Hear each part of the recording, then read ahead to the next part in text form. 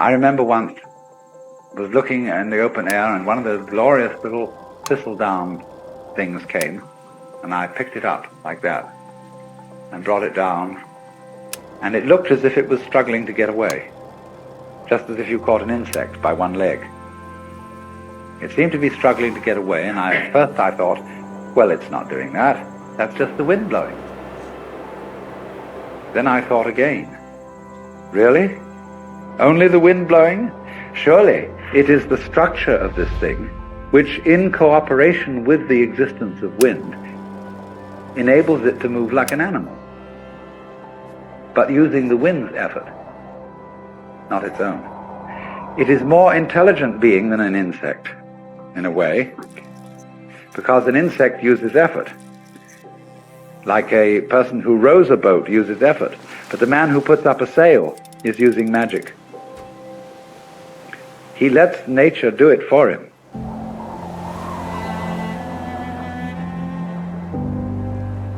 With the intelligence to use a sail. Without your using very much effort, gets everything to cooperate with you. Look at it in this way. Supposing the President of the United States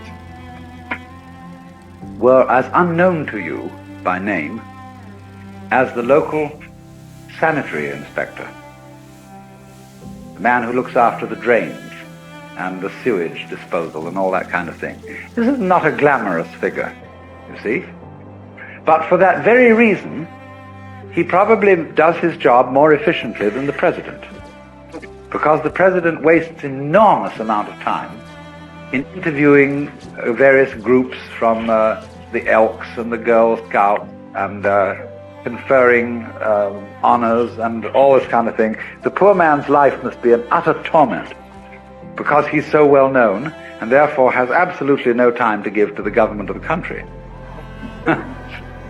So that if he were someone quite anonymous and that we didn't have to think about, he would be a very, very good ruler. In just the same way, for example, you don't have to attend, unless you're sick, to the government of your own body. It happens automatically. It goes on day after day after day, and the better it is, the less you have to think about it. When you see well, you do not see your eyes. If there is something wrong with your eyes, you start seeing spots, and those spots are spots in your eyes. When you hear well, you never hear your ears. But when they start singing, you know, then you're starting to hear your ears, and your ears are getting in the way of their own hearing. So on the deepest level, a person as a whole can get in the way of his own existence by becoming too aware of himself.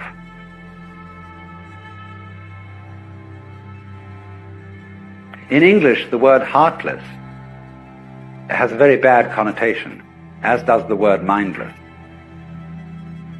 A heartless person is an inconsiderate, unfeeling person.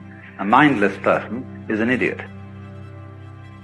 But a person who has mushin, or no mind, or no heart in Chinese, is a very high order of person.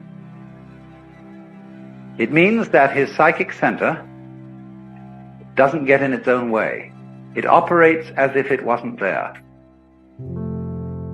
Zhuangzi says that the highest form of man uses his shin like a mirror. It grasps nothing, it refuses nothing, it receives but does not keep. And the poem says, when the geese fly over the water, and they are reflected in the water, that the geese do not intend to cast their reflection, and the water has no mind to retain their image. So the whole thing is, you see, to operate in the world as if you were absent, being absent as a condition of being present. Zhuangzi says, when your belt is comfortable, you don't feel it. When your shoes are comfortable, it is as if you weren't wearing any. The more you are aware of these things, the less properly they are made, or the less properly they fit. Because in the state of being in accord with the Tao, there is a certain feeling of weightlessness, parallel to the weightlessness that people feel when they get into outer space or when they go deep into the ocean. This is, of course, connected with the sensation that you're not carrying your body around. What is this then, weightlessness? It means, of course, partly that you're not moving around in constant opposition to yourself. Most people move in constant opposition to themselves because they are afraid that if they don't oppose themselves all the time, something awful will happen. When the human being developed the power to be aware of himself, to know that he knows, in other words, when the cortex was formed over the original brain, he fell from grace. That was the fall of man. When he felt, he had the sensation of being in charge, of being in control of himself, and you can only have that sensation when you are aware of what you're doing, he got anxious. Am I aware enough of myself? Have I taken enough factors into consideration? Have I done all that should be done?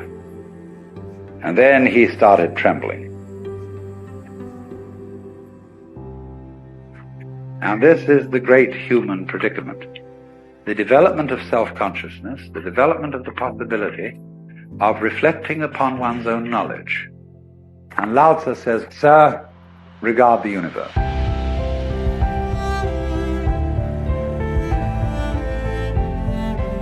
He says, the stars come out invariably every night. The sun rises and sets, the birds flock and migrate without exception. All flowers and trees grow upwards without exception. You, by your talk of charity and duty to one's neighbor, you're just introducing confusion into the empire. Your attempt to eliminate self is a positive manifestation of selfishness. You are like a person beating a drum in search of a fugitive.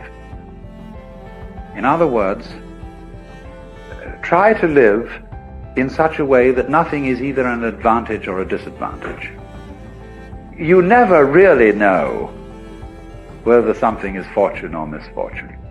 But we only know the momentary changes and as it alters our sense of hope about things.